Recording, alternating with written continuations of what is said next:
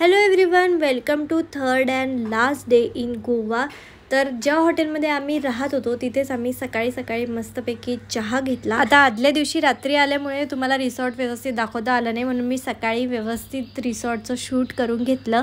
छान फ्रेश होऊन रेडी झाल्यानंतर आम्ही निघालो ब्रेकफास्ट करण्यासाठी। तर ब्रेकफास्ट करण्यासाठी आम्ही गेलो होतो गार्डन ऑफ ड्रीम्स या कॅफेमध्ये आणि तिथलं वातावरण खूप छान पीसफुल होतं आणि मस्तपैकी तिथल्या व्ह्यूमध्ये आम्ही बसून छान ब्रेकफास्ट केला। ब्रेकफास्ट केल्यानंतर आम्हाला परत कॅलंगूट बीचकडे जायचं होतं, कारण तिथेच आम्हाला आमची गाडी सबमिट करायची होती। त्यानंतर 4 व्हीलर बुक करून आम्ही परत रेल्वे स्टेशनकडे जाणार होतो, कारण आमची रात्रीची ट्रेन होती।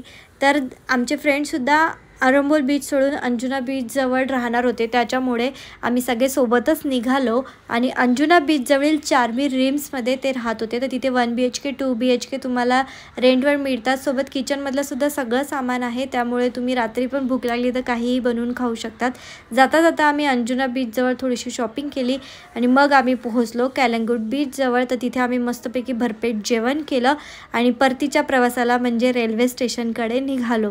तर रेल्वे स्टेशन वर पोहोचल्यावर आम्हाला कळलं की ट्रेन 1-1.5 तास लेट आहे।